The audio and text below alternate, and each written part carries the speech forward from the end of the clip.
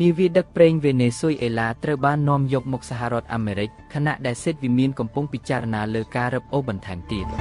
នាវាដឹកប្រេងមួយគ្រឿងដែលត្រូវបានរឹបអូសនៅឆ្នេរសមុទ្រវេណេស៊ុយអេឡានឹងត្រូវនាំយកទៅកាន់កំពង់ផែសហរដ្ឋអាមេរិកនេះបើយោងតាមអ្នកនាំពាក្យសេតវិមានលោកស្រី Caroline Leavitt ដែលបានបង្ហាញពីលទ្ធភាពដែលទីក្រុង Washington នឹងរឹបអូសនាវាដែលត្រូវបានទន់កម្មបន្ថែមទៀតនៅក្នុងតំបន់ថ្លែងទៅកាន់អ្នកយកព័ត៌មាននៅថ្ងៃប្រហ័សបទលោកស្រី Leavitt បានថ្លែងទៅកាន់ប្រតិបត្តិការយោធារបស់សហរដ្ឋអាមេរិកមួយថ្ងៃមុនពេលគ្រប់គ្រងនាវាដឹកប្រេងនោះលោកស្រីបានពន្យល់ថាសហរដ្ឋអាមេរិកមានបំណងរក្សាប្រេងនៅលើនាវាទោះបីជាមានការតវ៉ាពីប្រទេសវេណេស៊ុយអេឡាក៏ដោយលោកស្រី Leavitt បានប្រាប់អ្នកយកព័ត៌មានថានាវានេះនឹងទៅកាន់កំពង់ផែសហរដ្ឋអាមេរិកហើយសហរដ្ឋអាមេរិកមានបំណងរឹបអូសប្រេងដោយបន្ថែមថាដំណើរការផ្លូវច្បាប់ត្រឹមត្រូវនឹងត្រូវបានអនុវត្តលោកស្រីមិនបានច្រានចោលសកម្មភាពស្រដៀងគ្នានេះនាពេលអនាគតទេអ្នកសង្កេតការណ៍បានហៅការរឹបអូសនាវាដឹកប្រេងកាលពីថ្ងៃអង្គារថាជាការកើនឡើងនៃយុទ្ធនាការដាក់សម្ពាធរបស់សហរដ្ឋអាមេរិកប្រឆាំងនឹងរដ្ឋាភិបាលរបស់មេដឹកនាំវេណេស៊ុយអេឡាលោក Nicolás Maduro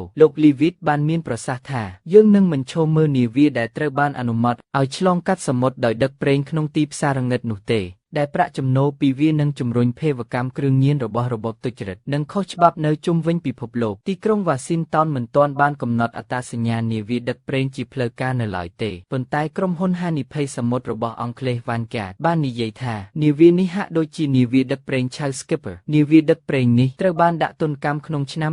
2022ពីបទចោទប្រកាន់ថាបានជួយដឹកជញ្ជូនប្រេងសម្រាប់កងកម្លាំងគូតរបស់អ៊ីរ៉ង់និងក្រុមប្រដាប់អាវុធលីបង់ Hezbollah តែគាំទ្រដោយអ៊ីរ៉ង់ទីក្រុងការ៉ាកាសបានហៅការរឹបអូសនេះថាជាទង្វើនៃចោរសមុទ្រអន្តរជាតិសហរដ្ឋអាមេរិកបានបញ្ចេញទ្រព្យសម្បត្តិយោធាទៅកាន់តំបន់ការ៉ាប៊ីនក្នុងរយៈពេលប៉ុន្មានខែថ្មីៗនេះដែលនាំឲ្យមានការរំពឹងទុកថារដ្ឋបាលរបស់ប្រធានាធិបតី Donald Trump អាចកំពុងចាត់វិធានការឈ្លានពានប្រឆាំងនឹងលោក Maduroចាប់តាំងពីថ្ងៃទី2ខែកញ្ញាមកសេតវិមានរបស់លោកឆាប់ក៏បានធ្វើការវាយប្រហារដែលគេស្គាល់ចំនួន22លើទូកដែលចោទប្រកាន់ពីបទរត់ពន្ធគ្រឿងញៀននៅក្នុងតំបន់ការ៉ាប៊ីននិងប៉ាស៊ីហ្វិកខាងកើតផងដែរយុទ្ធនាការទម្លាក់គ្រាប់បែកនោះបានសម្លាប់មនុស្សយ៉ាងហោចណាស់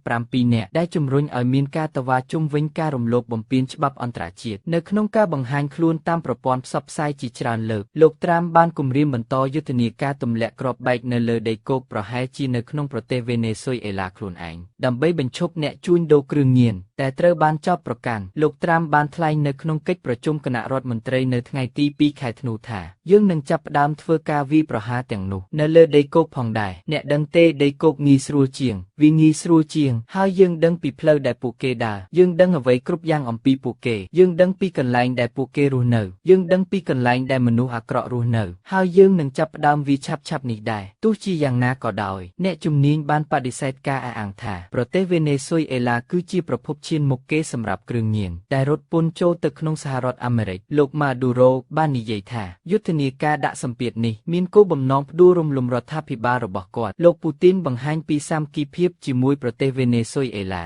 យោងតាមវិមានក្រឹមឡាំងនៅថ្ងៃប្រហ័សបទនេះផងដែរប្រធានាធិបតីរុស្ស៊ីលោក Vladimir Putin បានបញ្ជាក់ពីការគាំទ្ររបស់ទីក្រុងមូស្គូចំពោះប្រទេសវេណេស៊ុយអេឡាក្នុងការហៅទូរស័ព្ទជាមួយលោក Maduro វិមានក្រឹមឡាំងបាននិយាយនៅក្នុងការអានថាលោក Vladimir Putin បានបង្ហាញសាមគ្គីភាពជាមួយប្រជាជនវេណេស៊ុយអេឡាវាបានបន្ថែមថាមេដឹកនាំរុស្ស៊ីក៏បានបញ្ជាក់ពីការគាំទ្ររបស់លោកចំពោះគោលនយោបាយរបស់រដ្ឋាភិបាលលោក Maduro ដែលមានគោលបំណងការពារផលប្រយោជន៍ជាតិនិងអធិបតេយ្យឲ្យភាពនៅចំពោះមុខសម្ពាធខាងក្រៅកាន់តែខ្លាំងឡើងទន្ទឹមនឹងនេះរដ្ឋាភិបាលវេណេស៊ុយអេឡាបាននិយាយនៅក្នុងសេចក្តីថ្លែងការណ៍មួយថាលោក Maduro និងលោក Putin បានបញ្ជាក់ជាថ្មីអំពីលក្ខណៈយុទ្ធសាស្ត្ររឹងមាំនិងរីកចម្រើននៃទំនាក់ទំនងទ្វេភាគីរបស់ពួកគេលោកបាននិយាយថាប្រធានាធិបតីរុស្ស៊ីបានបញ្ជាក់ពីការបដិញ្ញាចិត្តរបស់លោកចំពោះអធិបតេយ្យឲ្យភាពវេណេស៊ុយអេឡានិងបានបញ្ជាក់ជាថ្មីថាបណ្ដាញទំនាក់ទំនងដោយផ្ទាល់រវាងប្រទេសទាំងពីរនៅតែបើកចំហជាអចិន្ត្រៃយ៍ការគំរាមកំហែងនៃសកម្មភាពយោធារបស់សហរដ្ឋអាមេរិកបាននាំមកនូវការចាប់អារម្មណ៍ឡើងវិញចំពោះសម្ព័ន្ធមិត្តរបស់វេណេស៊ុយអេឡា តែបានថយចុះក្នុងប៉ុន្មានឆ្នាំថ្មីៗនេះបច្ចុប្បន្ននេះនៅអាមេរិកឡាទីនមានតែប្រទេសនីការ៉ាកានិងគុយបាប៉ុណ្ណោះដែលនៅតែមានទំនាក់ទំនងជិតស្និទ្ធជាមួយប្រទេសវេណេស៊ុយអេឡានៅកន្លែងផ្សេងទៀតទីក្រុងការ៉ាកាសរក្សាទំនាក់ទំនងជិតស្និទ្ធជាមួយរុស្ស៊ីនិងចិនហើយទំនាក់ទំនងជាមួយអ៊ីរ៉ង់បានពង្រឹងក្នុងប៉ុន្មានឆ្នាំថ្មីៗនេះចំពេលមានការប្រឆាំងរួមគ្នាចំពោះគោលនយោបាយរបស់សហរដ្ឋអាមេរិកអ្នករិះគន់បានចោទប្រកាន់រដ្ឋបាលលោកត្រាំថាបានប្រើប្រាស់សម្ពាធយោធាក្នុងកិច្ចខិតខំប្រឹងប្រែងដើម្បីបើកទុនបំរុងប្រេងដ៏ច្រើនសន្ធឹកសន្ធាប់របស់ប្រទេសវេណេស៊ុយអេឡាដល់ក្រុមហ៊ុនអាមេរិកនិងលោកខាងលិចដែលជាការចោទប្រកាន់ដែលមន្ត្រីអាមេរិកបានបដិសេធនេះបើយោងតាមការចុះផ្សាយពីសារព័ត៌មាន Al Jazeera នៅថ្ងៃទី11ខែធ្នូឆ្នាំ2025នេះ